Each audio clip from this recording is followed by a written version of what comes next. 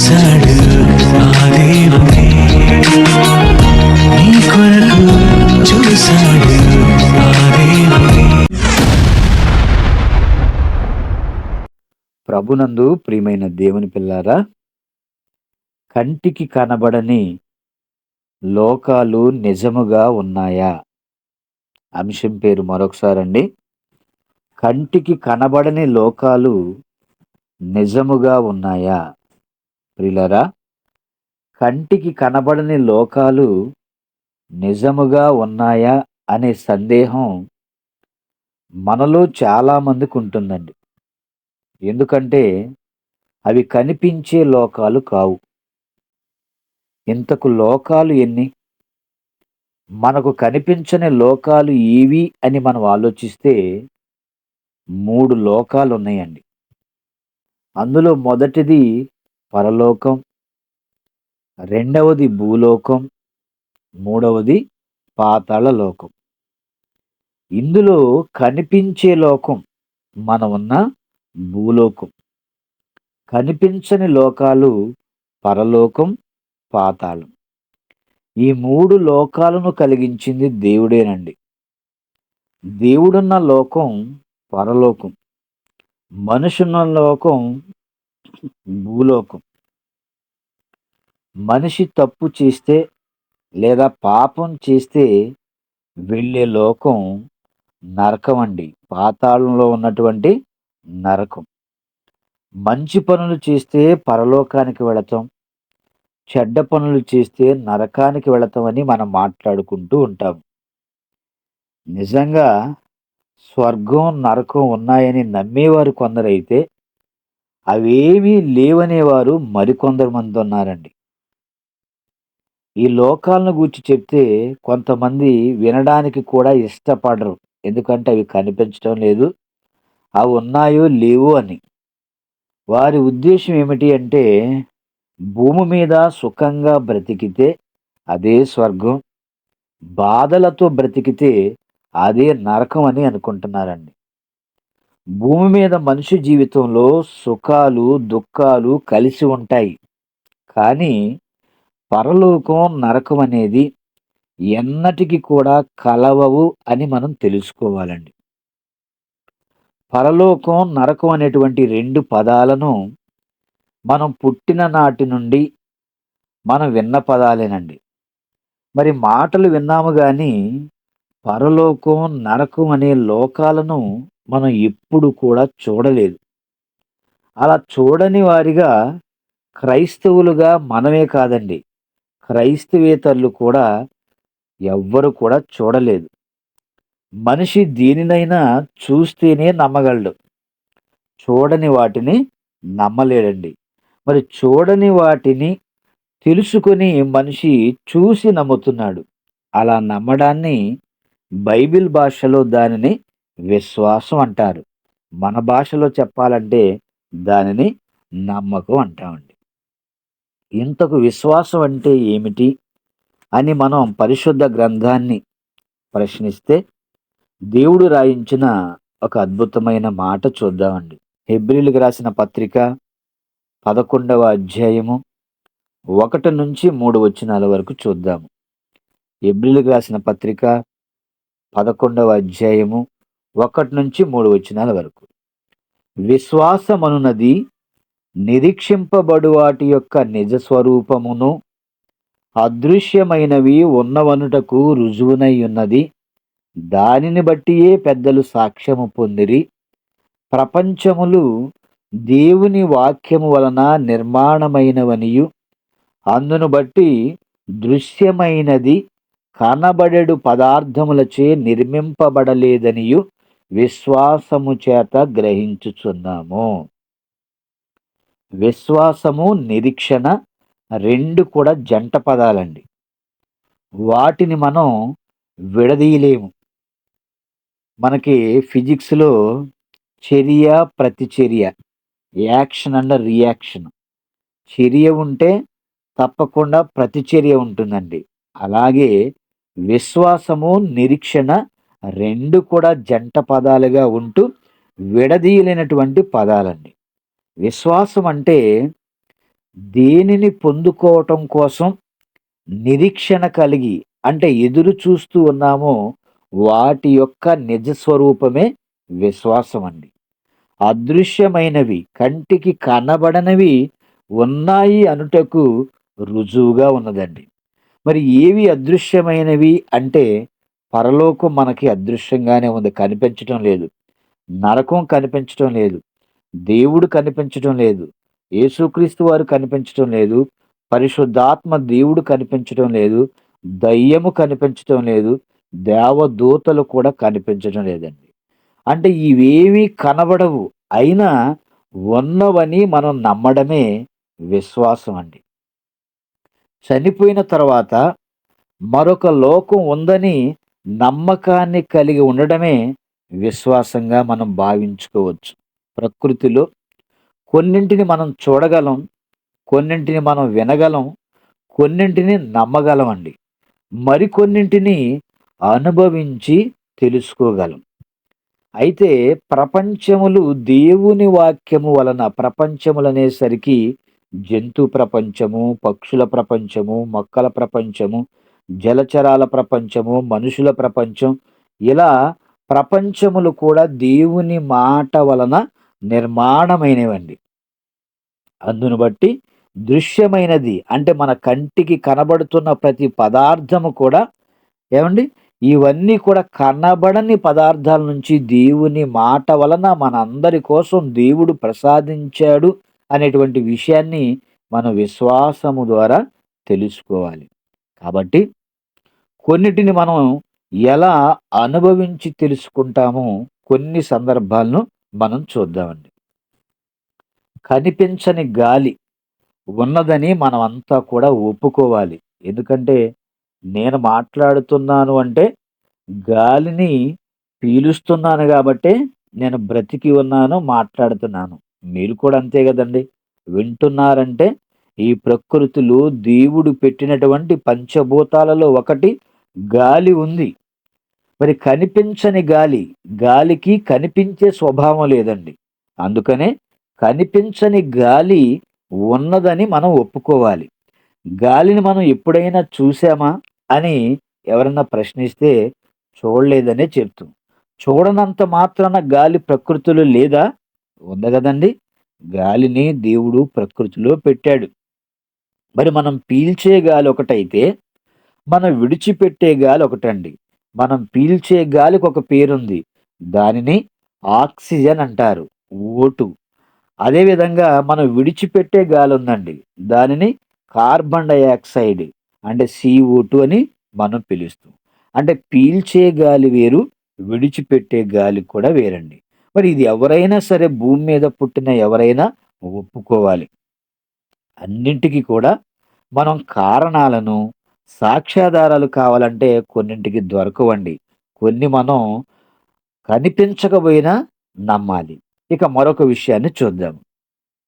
ఆహారం, పండ్లు, మాంసం, కూరగాయలు, పాలు ఇవన్నీ కూడా శరీరంలోనికి వెళ్ళిన తర్వాత తిన్న ఆహార పదార్థాలన్నీ కూడండి శక్తిగా, బలంగా మారతాయి మన శరీరానికి.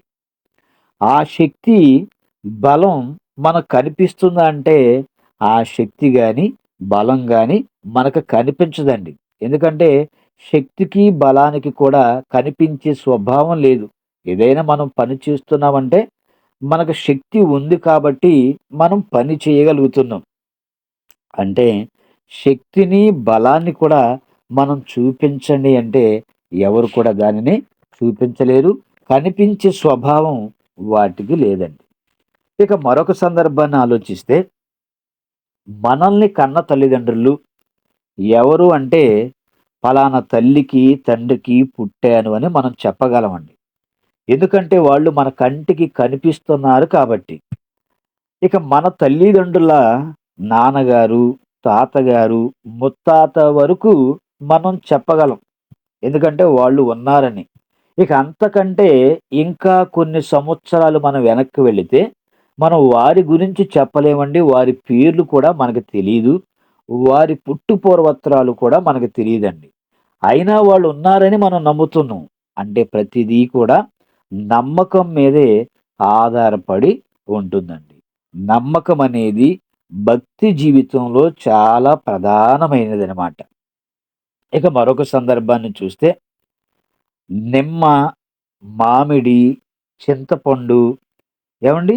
తీపి వీటిలన్నిటిని చూపిస్తూ నిమ్మకాయ పుల్లగా ఉంటుంది, మామిడికాయ పుల్లగా ఉంటుంది, చింతపండు పుల్లగా ఉంటుంది. ఏవండీ?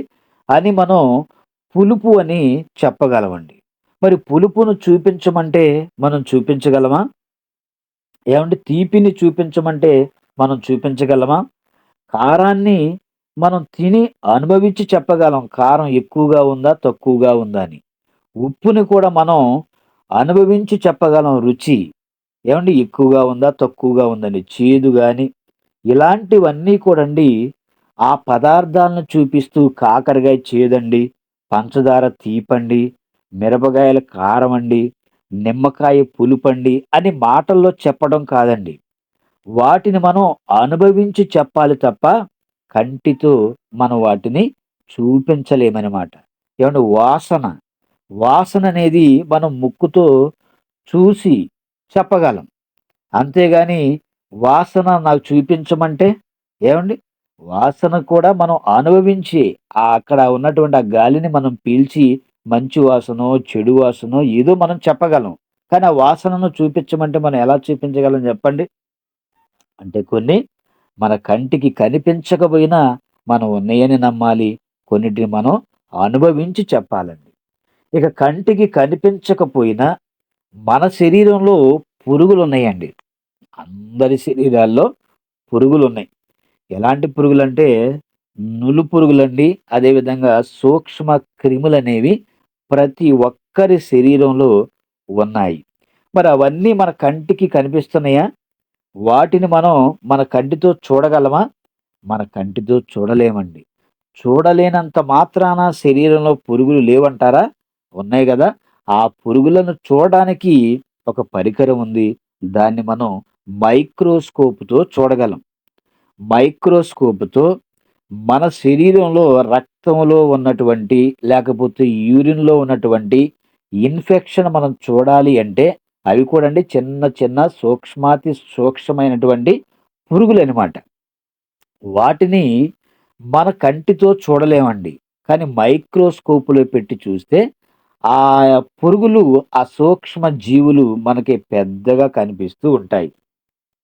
కాబట్టి మన శరీరంలోనికి జ్వరమొచ్చినా, దగ్గొచ్చినా, జలుబొచ్చినా, ఇంకా అనేక భయంకరమైన రోగాలొస్తే పురుగులొచ్చి చేరాయని మనం అర్థం చేసుకోవాలండి.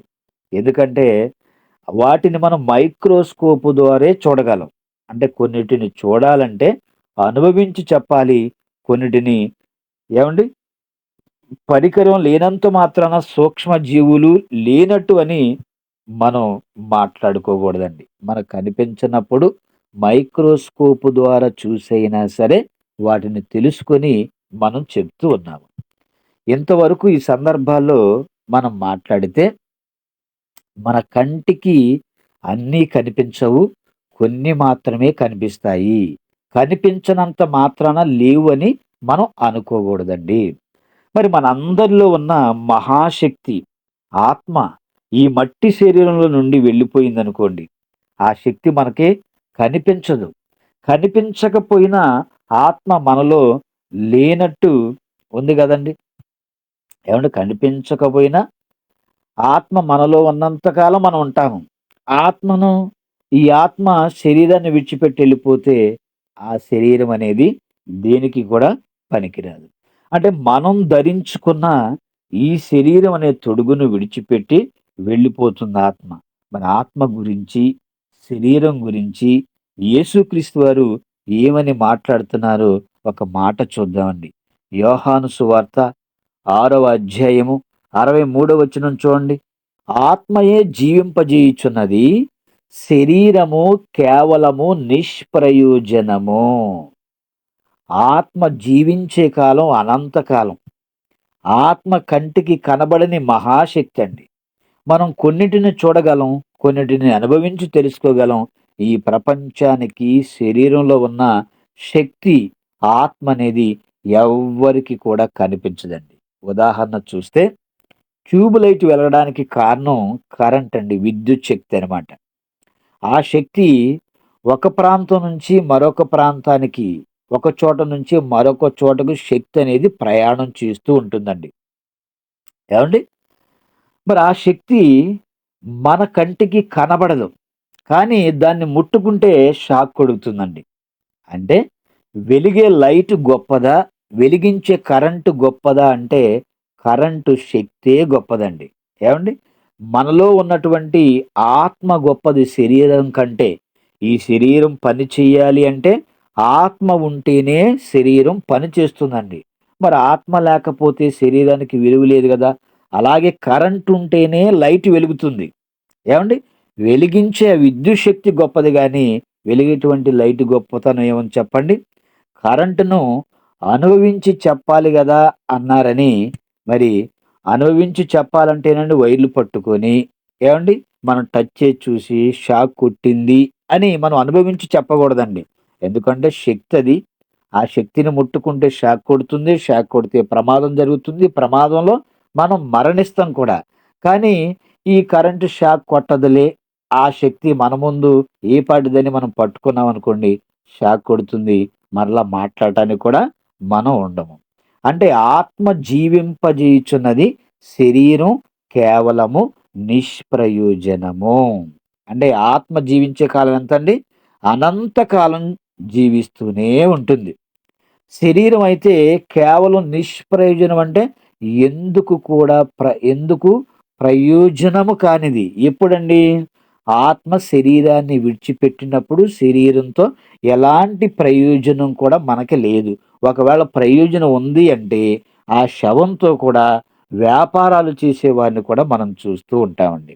ఇక మరొక ఉదాహరణ చూస్తే ఎండలో బాగా తిరిగి వచ్చి చల్లని నీరు త్రాగి ఏసీ ఆన్ చేసుకొని బెడ్ పైన పడుకుంటే ఆ సుఖాన్ని అనుభవిస్తూ ఎంత హాయిగా ఉంది, స్వర్గంలో ఉన్నట్టుందని మనం ఫీల్ అవుతూ ఉంటామండి. ఏమండి? అంటే మనిషి సుఖపడుతూ ఉంటే భూమి మీద దాన్ని స్వర్గంతో పోల్చుకుంటున్నాడు. అదే విధంగా దోమలు బాగా కుడుతున్నాయనుకోండి. ప్రస్తుతం బాగా ప్రపంచవ్యాప్తంగా లేతే దేశవ్యాప్తంగా దోమల సంఖ్య బాగా విపరీతంగా పెరిగిపోయిందండి. ఎక్కడ కూర్చున్నా కొన్ని బిలియన్ కోట్ల దోమలే మనకు కనిపిస్తూ ఉన్నాయి. ఏవండీ దోమలు బాగా కుడుతుంటే, ఆ బాధను తట్టుకోలేక నరకము అనుభవిస్తున్నాం అంటామండి. ఏవండీ కరెంటు లేకపోతే, ఆ ఫ్యాను తిరగకపోతే, దోమలంతా బాగా కుడుతుంటే ఏవండీ పడుకున్న తర్వాత చెవుల దగ్గరకొచ్చి అరుస్తూ ఉంటే, నిద్ర లేకపోతే ఏవండీ తెల్లవార్లు కూడా సరిగ్గా నిద్ర లేదండి. దోమలు కుడుతూనే ఉన్నాయి, అరుస్తూనే ఉన్నాయి. నిద్ర లేదని ఎంత నరకం అనుభవించానని ఆ బాధతో మనం ఫీల్ అవుతూ మాట్లాడుతూ ఉంటామండి. ఏవండీ? ప్రమాదంలో కాళ్ళు, చేతులు విరిగిపోతే కూడా మనకు బాధ. అంటే సంతోషాన్ని, దుఃఖాన్ని మీరు చూపించండి అంటే మనం చూపించలేమండి. ఎందుకంటే అది అనుభవపూర్వకంగా తెలుసుకొని చెప్పాలి. ఏవండీ? ఏసీ కింద కూర్చున్నప్పుడు హాయిగా ఉంటుంది. ఏవండీ మనం సుఖాన్ని పొందుకుంటున్నాం. ఏవైనా బాధల్లో ఉన్నప్పుడు బాధను అనుభవిస్తున్నప్పుడు చాలా కష్టాల్లో ఉన్నానండి, నష్టాల్లో ఉన్నానండి, బాధల్లో ఉన్నానండి అని మనం మాట్లాడుతూ ఉంటాం. ఏది నీకున్న బాధను చూపించమంటే మనం చూపించలేము. ఏది నువ్వు పడుతున్న సంతోషాన్ని చూపించమంటే ఏదో మనం డాన్స్ చేస్తూ, ఏవండీ గెంతులేస్తూ నేను సంతోషంగా ఉన్నానని చూపించడం కాదండి. అంటే సంతోషాన్ని, దుఃఖాన్ని కూడా మనము చూపించలేము. అది అనుభవపూర్వకంగా మాత్రమే తెలుసుకోవాలి. మరి భూమి మీద బ్రతుకుతున్న ఈ జీవిత కాలంలోనే పరలోకం, నరకం కనిపించని లోకాలు ఉన్నాయని మనం నమ్మి తీరాలండి. శరీరాన్ని విడిచిపెట్టిన తరువాత పరలోకం, నరకాన్ని మనం చూస్తాం. తల్లి గర్భంలో ఉన్నప్పుడు మనకు భూలోకం ఉందని తెలీదండి. భూమి మీదకు వచ్చాక అంటే పుట్టిన తర్వాత భూమి అనేటువంటి లోకం ఉంది అని మనం తెలుసుకున్నామండి. అలాగే మనం మరణిస్తే ఆ లోకాల గురించి మనం తెలుసుకుంటాం. కనబడని లోకాలకు వెళ్ళాలంటే ఎలాంటి పనులు చేయాలి? మంచి పనులు చేయాలా? చెడ్డ పనులు చేయాలా? పరలోకానికి వెళ్ళాలంటే ఎలాంటి పనులు చేయాలో మనం మరికొన్ని విషయాలను ఆలోచన చేద్దామండి. మత్తయి సువార్త 7వ అధ్యాయము 13, 14 వచనాలు చూడండి. మత్తయి సువార్త 7వ అధ్యాయము 13, 14 వచనాలు. ఇరుకు ద్వారమున ప్రవేశించుడి, నాశనముకు పోవు ద్వారము వెడల్పును, ఆ దారి విశాలమునయ్యున్నది, దాని ద్వారా ప్రవేశించువారు అనేకులు. జీవమునకు పోవు ద్వారము ఇరుకును, ఆ దారి సంకుచితమునయ్యున్నది, దాన్ని కనుగొనువారు కొందరే. ఆ కొందరిలో మనం ఉన్నామో లేవో చెక్ చేసుకోవాలండి. ఏమండి? ఇరుకు ద్వారమున ప్రవేశింపటానికి మనం పోరాడాలండి. ఫైట్ చేయాలనమాట. ఏవండి? ఇరుకు ద్వారాన మనం పోరాడాలి అంటే ఇరుకు ద్వారం అంటే కాసేపు మనం పరలోకం అనుకున్నాం అనుకోండి. పరలోకానికి మార్గం చాలా ఇరుకుగా ఉంటుంది. ఇరుకుగా ఉండటం అంటేనండి, అక్కడికి వెళ్ళాలంటే ఎన్నో రూల్స్ అండ్ రెగ్యులేషన్స్ ఉంటాయి. వాటినన్నిటినీ మనం పాటిస్తేనే మనం పరలోకానికి వెళ్ళగలం. ఏవండి? ఇరుకు ద్వారమున ప్రవేశింప మనం పోరాడాలండి. నాశనముకు వెళ్ళే ద్వారం వెడల్పుగా ఉంటుంది, విశాలంగా ఉంటుంది. అలాంటప్పుడండి ఇరుకు ద్వారమున ప్రవేశించడానికి ఎంతమంది ఇష్టపడతారు చెప్పండి? నాశనానికి వెళ్ళే ద్వారం చక్కగా వెడల్పుగా ఉంది, విశాలంగా ఉంది, ఆడుతూ పాడుతూ వెళ్ళొచ్చని చక్కగా అనుకుంటూ ఈ విశాలమైన మార్గంలో ప్రయాణం చేస్తూ ఉంటారండి. చూడండి, రోడ్ల మీద మనం ప్రయాణం చేసేటప్పుడు పల్లెటూర్లలో సింగిల్ రోడ్లు మాత్రమే ఉంటాయండి. మరి ఆ రోడ్ల మీద అటు ఇటు వాహనాలు వస్తుంటే మరి ప్రయాణం అనేది సుఖాంతంగా జరగదు. అయితే హైవే రోడ్ల పైన ప్రయాణం చూడండి, ఎంతో వేగంగా వెళ్ళిపోతారు. మనకి ఎవరు అడ్డొచ్చేదన్నట్లుగా. ఏమండి? 70, 80 ఏమండి ఆ స్పీడ్ మీద వాహనాలను పోనిస్తూ ఉంటారు. కానీ సింగిల్ రోడ్‌లో అంత స్పీడ్ మీద వెళితే ప్రమాదాలు జరిగేటువంటి అవకాశం ఉంది. మరి దాని ద్వారా ప్రవేశించువారు అనేకులు. ఏ ద్వారం అండి? నాశనముకు వెళ్ళే ద్వారం వెడల్పుగా ఉంటుంది, విశాలంగా ఉంటుంది కాబట్టి దాని ద్వారా, ఆ మార్గం ద్వారా ప్రవేశించేవారు అనేకులు. జీవమునకు అంటే పరమునకు పోవు ద్వారం ఇరుకుగా ఉంటుంది. ఆ దారి పరిమితమై ఉన్నదండి. సంకుచితమైందంటే పరిమితమై ఉన్నది. దాన్ని కనుగొనేవారు కొందరే. మరి ఆ కొందరిలో మనం ఉన్నామా? దేవుడు మన కొరకు ఎన్ని మార్గాలను ప్రవేశపెట్టాడో చూడండి. దేవుడు మన కొరకు ఎన్ని మార్గాలను ప్రవేశపెట్టాడో చూద్దాము. ఇర్మియా గ్రంథము 21వ అధ్యాయము 8వ వచనం చూద్దామండి. ఇర్మియా గ్రంథము 21వ అధ్యాయము 8వ వచనం. ఈ ప్రజలతో నీవిట్లనము, యెహోవా సెలవిచ్చినదేమనగా, జీవ మార్గమును మరణ మార్గమును నేను మీ ఎదుట పెట్టుచున్నాను. దేవుడు ఇర్మియా గారితో మాట్లాడుతూ, ఈ ప్రజలకు నా మాటగా చెప్పు, జీవ మార్గమును మరణ మార్గమును మీ ముందు పెడుతున్నాను. పరలోకానికి వెళ్ళాలంటే భూమి మీద కష్టాలను అనుభవించి, ఏమంటే కష్టాలను అనుభవించాలంటే మన ఉద్యోగంలో ఉన్న కష్టాలు కాదండి, మన పనిలో ఉన్న కష్టాలు కాదండి, మన వ్యాపారాల్లో ఉన్న కష్టాలు కాదండి, కుటుంబంలో ఉన్న కష్టాలు కాదండి, వ్యక్తిగతంగా మనకున్న కష్టాలు కాదండి. దేవుని పని చేయడానికి, వాక్యం ప్రకటించడానికి మనం కష్టపడాలి. నరకానికి వెళ్ళాలంటే భూమి మీద సుఖాన్ని అనుభవించాలి. కాబట్టి మనం ఏ మార్గంలో నడవాలో భూమి మీద ఉన్నప్పుడే నిర్ణయాన్ని మనం తెలుసుకోవాలి. నిర్ణయం తీసుకోవాలండి. అలా తీసుకోకుండా ఒక వ్యక్తి చనిపోయి నరకానికి వెళ్ళి ఎంత యాతన పడుతున్నాడో చూడండి. ఏమంటే దేవుడు ఇర్మియా గారితో మాట్లాడుతూ, జీవమార్గం ఉంది, మరణ మార్గం ఉంది. ఆ రెండిటిని ఇజ్రాయేలు ప్రజల ఎదుట పెడుతున్నాను. వాళ్ళు ఏ మార్గాన్ని ఎంచుకుంటారు అని దేవుడు మరి తెలియచేస్తూ ఉన్నారండి. ఏమండి? కాబట్టి మరి చనిపోయిన తరువాత ఒక వ్యక్తి నరకానికి వెళ్ళి ఎంత యాతన పడుతున్నాడో ఒక సందర్భాన్ని చూద్దాము. లూకా సువార్త 16వ అధ్యాయము 19 నుంచి చూద్దామండి. లూకా సువార్త 16వ అధ్యాయము 19 నుండి. ధనవంతుడొకడుండెను. దేవుడండి ఆ ధనవంతుడు పేరు రాయించడానికి కూడా ఇష్టపడలేదండి. ధనవంతుడు ఒకడున్నాడంతే. అతడు ఊదా రంగు బట్టలను, సన్నపు నార వస్త్రములను ధరించుకొని ప్రతి దినము బహుగా సుఖపడుచుండువాడు. ఏమండి? ఏ కలరు దుస్తువులు ధరించాడో, సన్నపు నార వస్త్రాలంటేనండి ధనవంతుడు ధరించుకున్నటువంటి ఇవి బట్టలండి. ఏవండి? ఆ వస్త్రాలను ధరించుకొని ప్రతి దినము ఏవండి, మనం డబ్బున్నప్పుడు సంతోషపడతాము. లేకపోతే వివాహం చేసుకున్నప్పుడు సంతోషపడతాము. పిల్లలు పుట్టినప్పుడు సంతోషపడతాము. ఉద్యోగాలొచ్చినప్పుడు సంతోషపడతాము. ఇంట్లో శుభకార్యాలు జరిగేటప్పుడు మనం సంతోషపడతామండి. కానీ ప్రతి దినము బహుగా సుఖపడుతున్నాడండి. ఎవరు? ధనవంతుడు. అయితే లాజరు అని ఒక దరిద్రుడు కూడా ఉన్నాడు. వాడు కురుపులతో నిండినవాడై ధనవంతుని ఇంటి వాకిట పడియుండి అతని బల్ల మీద నుండి పడు రొట్టె ముక్కలతో ఆకలి తీర్చుకొనగోరెను. అంతేకాక కుక్కలు వచ్చి వాని కురుపులు నాకెను. ధనవంతుడేమో ప్రతిరోజు కూడా బహుగా సుఖపడుతూ ఉన్నాడండి. దరిద్రుడైనటువంటి లాజరు కురుపులతో నిండిన వాడై ధనవంతుడి ఇంటి వాకిట పడిపోయి ఉన్నాడండి. మరి ధనవంతుడు బల్ల మీద నుండి పడు రొట్టె ముక్కలతో ఆకలి తీర్చుకొన గోరెను.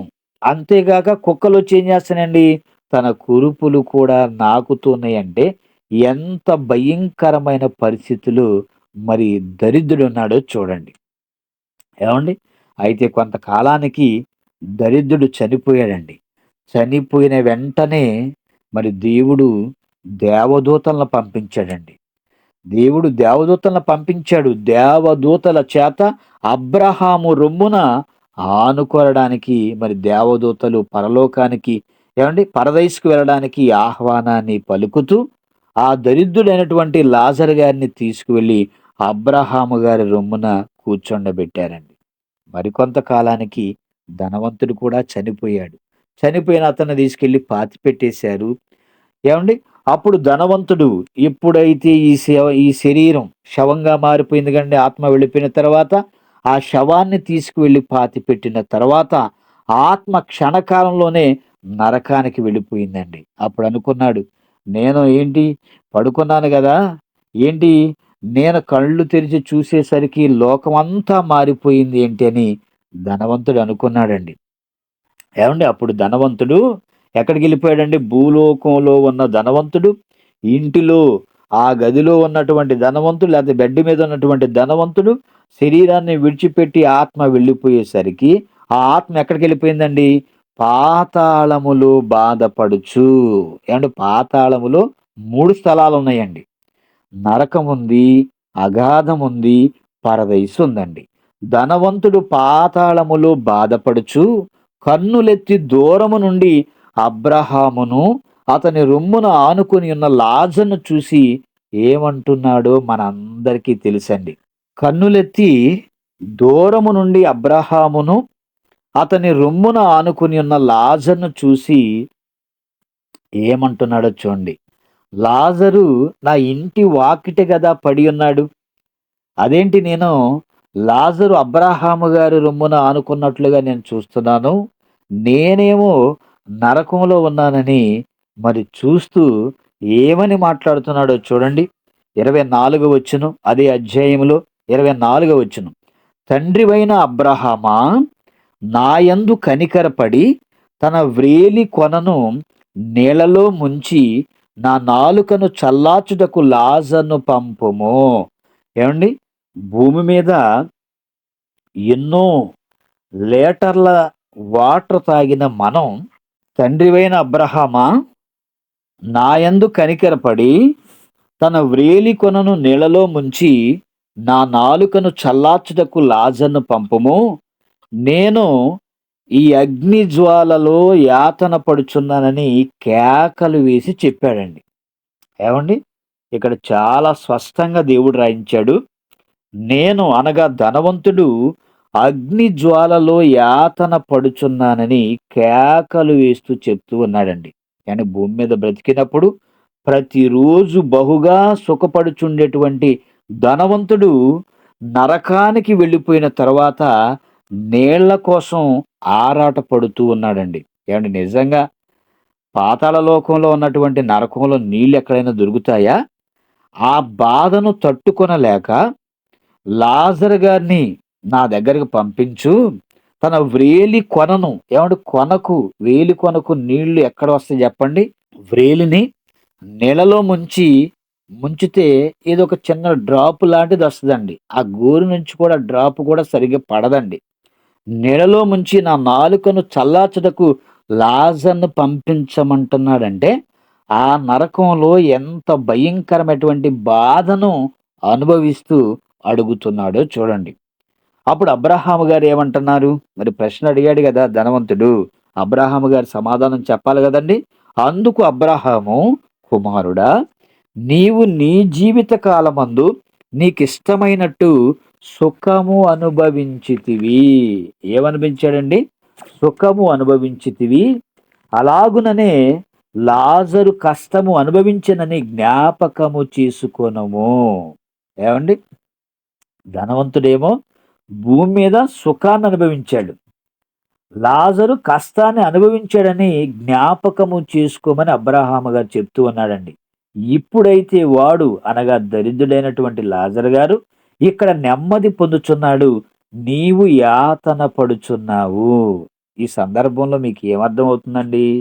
ధనవంతుడు నరకంలో అగ్ని జ్వాలల్లో ఏమండి నొప్పితోనూ, బాధతోనూ, దుఃఖంతో, మంటలలో మరి అరుస్తూ కేకలు వేస్తూ ఉన్నాడండి. భూమి మీదేమో ఆనందంగా, సంతోషంగా దేవుని మాట వినకుండా బ్రతికిన వాడు నరకానికి వెళ్ళిపోయాడండి. అండ్ భూమి మీద బాధలు అనుభవించి నీతిగా బ్రతికిన దరిద్రుడు పరదైసులో సంతోషంగా ఉన్నాడు. ఏమండి ఈరోజు కూడండి మరి చాలామంది భూమి మీద సుఖపడాలి అని కోరుకుంటారండి. సుఖం అనేది తినే ఆహార పదార్థాల్లో ఉంది. కట్టుకునేటువంటి బట్టల్లో ఉంది, ధరించుకునేటువంటి బంగారంలో ఉంది, తిరిగేటన్ తిరిగేటువంటి కారుల్లో, బైకుల్లో ఉందని చాలామంది అనుకుంటున్నారండి. అది కాదండి సుఖం. దేవుని కోసం కష్టపడుతూ, సువార్త పనిలో మనం నలిగిపోతూ ఉంటే, ఆ కష్టంలో సుఖం ఉంది చూసారా? ఆ సుఖం వల్ల మనకు ఉపయోగం ఉంటుంది. కానీ, మనమేమో చక్కగా దర్జాగా తినుకుంటూ, ఏవండీ మంచి రుచికరమైన ఆహార పదార్థాలు వండుకుంటూ, ఏవండీ ఇలా తిని ఒళ్ళు పెంచుకొని దేవుణ్ణి మర్చిపోయి మనం బ్రతికితే ఉపయోగం లేదండి. మరి భూమి మీద శరీరం కూడా సరిగ్గా సహకరించకపోయినా సరే, ఆహారం లేకపోయినా సరే దరిద్రుడండి. ఈ లోకంలో చనిపోయి మరొక లోకంలో కన్ను తెరిచి చక్కగా పరదైసులో సంతోషంగా ఉన్నట్లుగా మనం చూస్తున్నాం. ఆత్మ జీవించే కాలానికి ముగింపు లేదని మనకు అర్థమవుతుందండి. ఆత్మ పరలోకానికి వెళ్ళితేనే సంతోషం. ఆత్మ నరకానికి వెళితే మన పరిస్థితి ఏంటి? ఎప్పుడైనా మనం ఆలోచించామా? ఏవండీ ఇలాంటి విషయాలు ఎవ్వరు కూడా ఆలోచించరు గానీ, ఎన్ని వాక్యాలు చెప్పినా ఆ ధనవంతుడు లాజరు గారి సందర్భాన్ని ఎంతమందికి చూయించినా సరేనండి, ఏవండీ అది నిజమా కాదని ప్రశ్నించేవాళ్ళు కూడా లేకపోలేదండి. మనం ఇప్పుడు జరిగిపోయిన తర్వాత, చేసిన తర్వాత ఆలోచిస్తాం తప్ప, జరగక ముందే, చెయ్యక ముందే ఆలోచిస్తే మనకు ఉపయోగం ఉంటుందండి. జరిగిపోయిన తర్వాత, చేసిన తర్వాత ఏ విధంగా మనం ఆలోచించినా ఉపయోగం ఎట్టి పరిస్థితిలో కూడా ఉండదండి. నరకానికి వెళ్ళిన తర్వాత మన పరిస్థితి ఏంటో ఈ ధనవంతుడి ద్వారా మనకు అర్థమవుతుంది. మరొక మాట చూద్దాం చూడండి. మార్కు సువార్త 9వ అధ్యాయము 48వ వచనం చూద్దాం ప్రియులారా. మార్కు సువార్త 9వ అధ్యాయము 48వ వచనం. నరకమున వారి పురుగు చావదు, అగ్ని ఆరదు. పురుగు అనేసరికి ఈ భూమి మీద రకరకాల పురుగులున్నాయి. ఆ పురుగులు కాదండి. నరకమున వారి పురుగంటే ఆత్మ చావదు. ఆత్మ అనంతకాలం ఉండేది కదండి శక్తి. నరకమున వారి పురుగు చావదు, అగ్ని ఆరదు. నీవు నరకానికి వెళ్ళిపోతే ఏమండి ఆత్మకు ముగింపు లేదు అని మనకు అర్థమవుతుంది. ఆరని మంటల్లో నిత్యము కాలిపోతూ మనం అంతా ఉండాలండి. మరి భూమి మీద ఉన్నప్పుడే మన జీవితాలను మనం సరి చేసుకుంటున్నామా? మనం వెళ్ళని లోకానికి మనం చూడని లోకానికి, మనం అనుభవించని లోకానికి భూమి మీద ఉన్నప్పుడే ఆ లోకంలో ఉన్న పరిస్థితులు ఎలా ఉన్నాయో దేవుడు ముందుగానే పరిశుద్ధ గ్రంథంలో మనందరి కొరకు రాయించాడండి. ఏవండి? మరి వెళ్ళని లోకానికి, చూడని లోకానికి, అనుభవించని లోకాన్ని మనం భూమి మీద ఉన్నప్పుడే తెలుసుకొని దేవుని యందు భయము, భక్తి కలిగి బ్రతికితే ఎంత బాగుంటుందో చెప్పండి. ఏవండి? మరి ఎవరి మార్గాన్ని ఎన్నుకుంటే పరలోకానికి వెళతామో మరొక మాట చూద్దామండి. యోహాను సువార్త 14 అధ్యాయము 6 వచనం చూద్దామండి. యోహాను సువార్త 14 అధ్యాయము 6 వచనం. యేసు నేనే మార్గమును, సత్యమును, జీవమును, నా ద్వారానే తప్ప ఎవడును తండ్రి యొద్దకు రాడు అని ఖచ్చితంగా చెప్పారండి క్రీస్తు ప్రభువారు. నేనే అన్నాడు తప్ప నా వలె అనేక మంది మార్గాన్ని చూపేవారు, సత్యాన్ని చెప్పేవారు, జీవం కలిగిన వారు చాలా మంది ఉన్నారు. వారి ద్వారా కూడా మీరు పరలోకానికి వెళ్ళవచ్చని చెప్పలేదండి. నేనే అన్నాడంటే వన్ అండ్ ఓన్లీ యేసుక్రీస్తు ప్రభువారేనండి. నేనే మార్గమును, సత్యమును, జీవమును, నా ద్వారా తప్ప ఎవ్వరు కూడా అండి భూమి మీద పుట్టిన ఎవరైనా సరే, ఇప్పుడు బ్రతుకుతున్న వారు గాని, మనకంటే ముందు తరాల్లో ఏవండి జీవించి చనిపోయిన వారు గాని, భవిష్యత్తులో వస్తున్నవారు గానండి, ఎవరైనా సరే పరలోకానికి వెళ్ళాలి అంటే మార్గము క్రీస్తు ప్రభువారని తెలుసుకోవాలండి.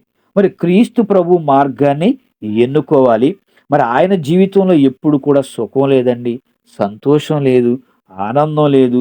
ఆయనకి ఏమి ఆస్తిపాస్తులు లేవండి. సరైన ఆహారం కూడా లేదు, నిద్ర కూడా లేదు, ఎక్కడ పడుకోవడానికి సరైన పడక కూడా లేదండి. ఏవండి?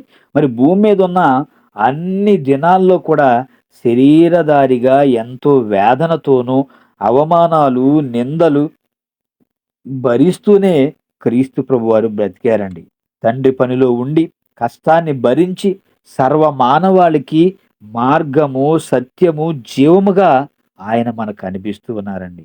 పరలోకానికి వెళ్ళాలంటే క్రీస్తు వారు చూపిన మార్గాన్ని మనమంతా ఎన్నుకోవాలి. ఎందుకంటే పరలోకాన్ని చూసింది ఆయనే.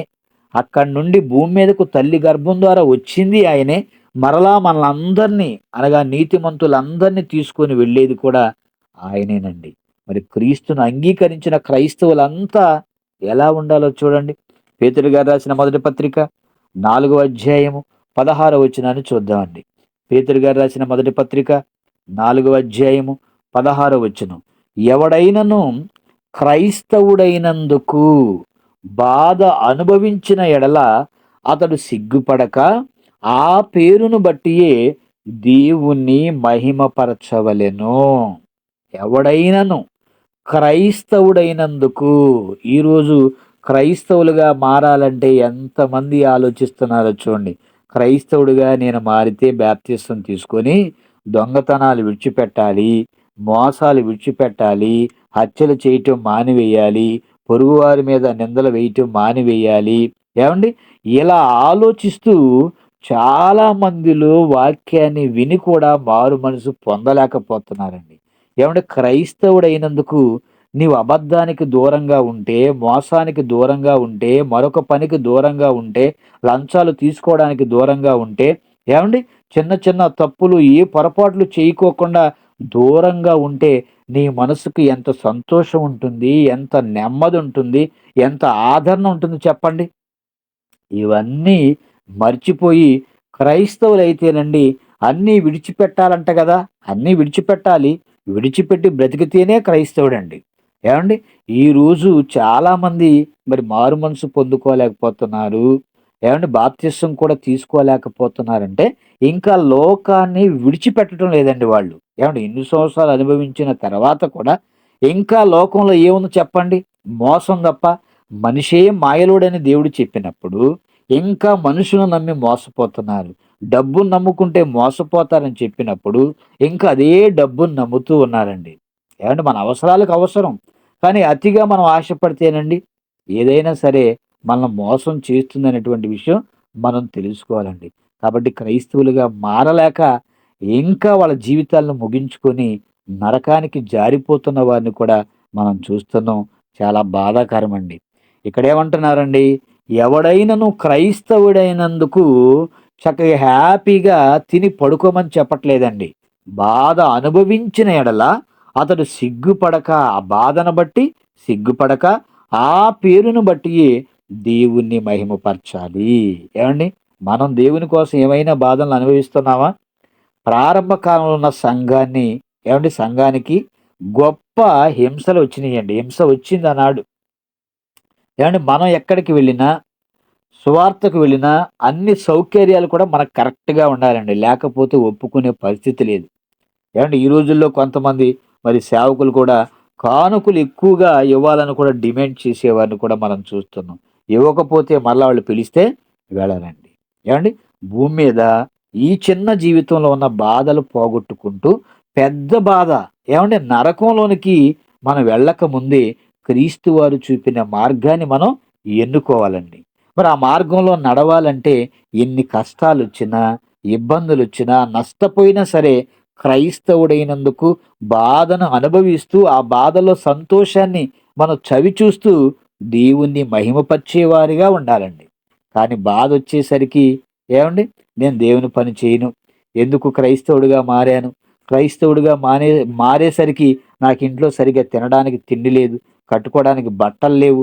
ఏవండీ? ఇలా అనుకునేవారు కూడా చాలామందున్నారండి. అంటే లోకంలో బ్రతుకుతున్నప్పుడు అన్నీ అన్యాయంగా, అక్రమంగా సంపాదించుకుంటూ, ఇంట్లో అన్నీ మనం సమకూర్చుకుంటూ ఉన్నప్పుడండి, వీటిలో సంతోషం దొరుకుతుంది గానీ, దేవునిలోకొచ్చిన తర్వాత మనం ఈ లోకంలో సంపాదించుకునే వాటి గురించి ఆలోచిస్తున్నామే తప్ప, ఈ లోకాన్ని విడిచిపెట్టిన తర్వాత మరొక లోకంలో ఉన్న సంతోషం కొరకు ఆలోచించేవారు ఎంతమందున్నారు చెప్పండి? ఏవండీ? క్రైస్తవుడైనందుకు మనం గొప్పగా ఫీలవ్వాలి. క్రైస్తవుడైనందుకు మనం బాధను అనుభవిస్తూ దేవుణ్ణి మహిమపరిచేవారిగా మనం ఉండాలండి. నేను పుట్టినందుకు డబ్బుని, పొలాలను, బంగారాన్ని, ఆస్తిపాస్తులను సంపాదించుకోవాలని అనుకుంటున్నారండి. అనేక మంది వాటి కొరకు ప్రయాసపడుతున్నారు, సంపాదించుకుంటున్నారండి. ఏవండీ? సంతోషపడుతూనే ఉన్నారు. కానీ భూమి మీద మనం సువార్త ప్రకటించాలి. వింటున్న మనం కూడా ప్రకటించాలి అనేటువంటి ఆలోచన వింటున్న వారిలో కూడా లేకపోతుందండి. మనకు తెలిసిన వాళ్ళకు, ఇంటి పక్కన ఉన్న వాళ్ళకు కూడా వాక్యం చెప్పేవారిగా మనం ఉండాలి. ఈనాడు యవ్వన కాలంలో ఉన్న యువత దేవుడంటే భయం, భక్తి లేకుండా ఎంజాయ్ చేస్తూ బ్రతుకుతున్నారండి. మరి యువత గురించి దేవుడు ఏమని మాట్లాడుతున్నాడో చూడండి. ప్రసంగి గ్రంథము 11వ అధ్యాయము 9వ వచనం చూద్దామండి. ప్రసంగి గ్రంథము 11వ అధ్యాయము 9వ వచనం. యవ్వనుడా నీ యవ్వనమందు సంతోషపడుము, నీ యవ్వన కాలమందు నీ హృదయము సంతుష్టిగా ఉండనిమ్ము, నీ కోరిక చొప్పునను నీ దృష్టి యొక్క ఇష్టము చొప్పునను ప్రవర్తింపుము. అయితే వీటన్నిటిని బట్టి దేవుడు నిన్ను తీర్పులోనికి తెచ్చునని జ్ఞాపకముంచుకొనుము. ఏవండి? యవనస్తులకు దేవుడు ప్రత్యేకించి తెలియజేస్తూ ఉన్నాడండి. యవనుడా నీ యవ్వన కాలమందు బాగా ఎంజాయ్ చేయమని దేవుడు చెప్పినట్లే ఇక్కడ మనకు అర్థం అవుతుందండి. దేవుడే ఎంజాయ్ చేయమన్నాడని భలే ఎంజాయ్ చేసేవారిని మనం చూస్తూ ఉన్నామండి. ఏవండి? ఎందుకంటే యవ్వన కాలంలో ఉన్నటువంటి వారికి తల్లిదండ్రులు చెప్పినా వినరు, టీచర్ చెప్పినా వినరు, పెద్దలు చెప్పినా వినరండి. ఇంకా దేవుని మాట ఏమంటారు చెప్పండి? ఏవండి? విన్నా సరే పట్టించుకోరండి. పట్టించుకున్నా పాటించని వారిగానే ఈరోజు యువత మనకి సమాజంలో కనిపిస్తుందండి. యువత వయసును బట్టి మాట మీద నిలబడలేదండి. ఎందుకంటే అటువైపు, ఇటువైపు ఉన్నోళ్ళు కూడా ఏం చేస్తారంటే మాట మీద నిలబడకుండా ఏదో ఒక ఆకర్షణకు లోనైపోయి వీళ్ళు స్టాండ్ అయినా వాళ్ళు పక్కనున్నోళ్ళు మాత్రం స్టాండ్ అయ్యేలా చేయరండి. ఎందుకంటే ఏదో ఒక రకంగా వాళ్ళని లోకంలో పడేయాలి. నా వైపు ఆకర్షించుకోవాలి అనేటువంటి ఆలోచన ఈ యువతలో ఎక్కువగా మనకు కనిపిస్తూ ఉంటుందండి. ఏవండి? నీ మనసులో పుట్టుకొని వచ్చేటువంటి కోరిక చొప్పున నీ చూపు ఎక్కడికి వెళుతుందో, వేటిని, దేనిని ఇష్టపడుతున్నాయో వాటిని, వాటి ప్రకారం నీవు ప్రవర్తించు అని దేవుడే చెప్పినట్లుగా వీళ్ళనుకొని ఏవండి? వాటిని తూచా తప్పకుండా యువత కూడా పాటిస్తూనే ఉన్నారు. ఏవండి? ఇంతవరకే చదువుకున్నారండి యువత. అయితే ఒక కండిషన్ కూడా దేవుడు పెట్టాడు గదా! ఏవండి? ఒక కండిషన్ దేవుడు పెట్టినప్పుడు, ఆ కండిషన్‌ను పాటించకొనకుండా ఎంతవరకు ఎంజాయ్ చేయాలి? నీ చూపు ఎక్కడికెళ్తే అక్కడికెళ్ళిపో. నీకు ఏ ఆలోచనొత్తే అది చెయ్యి అని వాళ్ళకి నచ్చినట్లు వాళ్ళు బ్రతుకుతున్నారే తప్ప, దేవుడు కూడా ఇలా చేస్తూనే ఒక కండిషన్ పెట్టాడనేటువంటి సంగతి మర్చిపోయారండి. నీవు చేస్తున్న ప్రతి క్రియను బట్టి దేవుడు నిన్ను తీర్పులోనికి తెచ్చునని జ్ఞాపకము ఉంచుకొనుమని దేవుడు నిన్ను, నన్ను మనందరిని ప్రశ్నిస్తే మరి మన సమాధానం ఏంటి చెప్పండి? ఓకే. నువ్వు బాగా ఎంజాయ్ చేస్తున్నావు. సంతోషం చెయ్యి. అయితే నువ్వు చేస్తున్న ప్రతి క్రియను బట్టి నీకు తీర్పు ఉందని మాత్రం జ్ఞాపకం పెట్టుకోమంటే, ఆ జ్ఞాపకాన్ని మర్చిపోయి మనమేమో మనం లోకంలో ఉన్నవారి జ్ఞాపకాల్లో బ్రతుకుతూ మన జీవనాన్ని కొనసాగిస్తూ ఉన్నామండి. మరి దేవుడు ప్రశ్నించినప్పుడు మన దగ్గర సమాధానం ఉంటుందా? కష్టపడితే తప్పండి సుఖం అనేది దొరకదు ఈ సమాజంలో. ఏవండి? దేవుని పని కొరకు కష్టపడాలి మనం. అలా భూమి మీదకు వచ్చి యేసుక్రీస్తు వారు కష్టపడ్డారు, శిష్యులు కష్టపడ్డారు, పౌలు గారు కష్టపడ్డారు. ఆనాటి ప్రారంభ సంఘం వాక్యాన్ని విస్తరింప చేయడానికి కష్టపడిందండి. నేటి క్రైస్తవుల్లో కూడా కొంతమంది ఎంతో కష్టపడుతూ అనేక ప్రాంతాలకు వెళ్ళి దేవుని సువార్తను ప్రకటిస్తూ కొన్ని ఆత్మలనైనా దేవుని వైపుకు నడిపించే పనిలో ఉంటూ అనేక మంది మరి సేవకులను మనం చూస్తూ ఉన్నామండి. ఎందుకంటే ఈనాడు సమాజంలో కంటికి కనబడని లోకాలు పరలోకం, నరకం ఉన్నాయనండి. ఏవండీ? కంటికి కనబడని పరలోకం, నరకం ఉన్నాయని మనం ఏం జేయాలి? నమ్మాలి. కానీ ఎంతమందిలో నమ్మకం ఉంది చెప్పండి? కాబట్టి ప్రియమైన దేవుని పిల్లారా, కనబడని లోకాలు ఉన్నాయంటే ఉన్నాయని చాలా ఖచ్చితంగా మనకు అర్థమవుతుందండి. మరి మనకు కనిపించనంత మాత్రాన లేవు అని మనం మాట్లాడకూడదండి. భూమి మీద ఉన్న కొన్ని దేశాలను మనం చూడలేం. అయినా నమ్ముతున్నామా లేదా? ఏవండి? ఎలా నమ్ముతున్నాం? మనం చూడలేకపోయినా ప్రపంచ పటం చూసైనా మనం పలానా అమెరికా దేశం ఉంది, ఆస్ట్రేలియా ఉంది, శ్రీలంక ఉంది, వెస్ట్ ఇండీస్ ఉంది. ఏవండి? ఇంకా మరికొన్ని దేశాలు ఉన్నాయని, ఆ దేశాలకు మనం వెళ్ళకపోయినా సరే, అవి ఉన్నాయని మనం ప్రపంచ పటంలో చూసి ఆ దేశాల గురించి మనం తెలుసుకుంటున్నాం. ఉన్నాయని మనం నమ్ముతున్నామండి. నిజంగా వాటిని మనం చూసామంటే చూడలేదు. మరి కనబడని లోకాల గురించి మరి ఎవరికి సందేహం వచ్చినా ఏవండీ? క్రైస్తవులకు కూడా ఈరోజు చాలా మందికి సందేహం ఉందండి. క్రైస్తవుల్లో కూడా సేవకులకి ఎక్కువగా సందేహం ఉంది. ఎందుకంటే సేవకులకు కూడా, విశ్వాసులకు కూడా అండి చాలా మందికి నిజంగా కనబడని లోకాలు మరి పరలోకం, నరకం ఉందా అని వాళ్ళే మాట్లాడుకుంటూ ఉన్నారండి. ఇంతకాలం బోధ చేసి కూడా. ఏవండీ? ఎన్నో సంవత్సరాల నుంచి బోధిస్తూ ఒక సేవకుడు మరొక సేవకునితో ఏవండీ పాస్టర్ గారు నిజంగా పరలోకం, నరకం నిజంగా ఉన్నాయంటారా? అని ప్రశ్నించుకునేటువంటి పరిస్థితి వచ్చిందంటే మరి ఇంతవరకు వారి విశ్వాసం ఏంటో మనకి అర్థం కావడం లేదండి. నేటి ప్రపంచంలో ఉన్న పరిస్థితి చివరికొచ్చేసరికి ఆ నరకం, పరలోకం ఎవరు చూశారులెండి. ఏవండీ? బైబిల్‌లో దేవుడు అంత ఖచ్చితంగా రాయించినా, ఆ మాటలు అనర్గళంగా మరి దేవుని పిల్లలందరికీ తెలియచేసినా, ఇంకా వీళ్ళలో సందేహం ఉంది అంటే, మరి సేవకులు కూడా ఎలాంటి పరిస్థితిలో ఉన్నారో చూడండి కొంతమంది.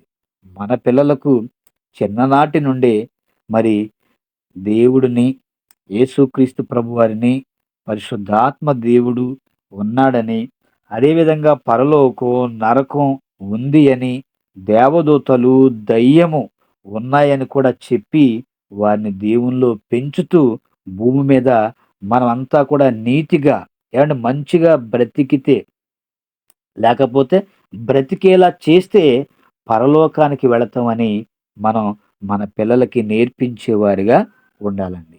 భూమి మీద మనం చెడుగా బ్రతికితే నరకానికి వెళతామని మన పిల్లలకి మనం చెప్పాలి, నేర్పించాలండి. మన కంటికి కనబడని లోకాలు, పరలోకం, నరకం నిజంగానే ఉన్నాయని ప్రతి ఒక్కరు కూడా నమ్మాలండి. మరి ఈ మాటలు విన్న ప్రతి ఒక్కరూ ఆలోచించి మరి జాగ్రత్త పడవలసిందిగా కోరుకుంటూ ఈ నా మాటలను ముగిస్తున్నాను. తలలు వంచండి, ప్రార్థన చేసుకుందాం.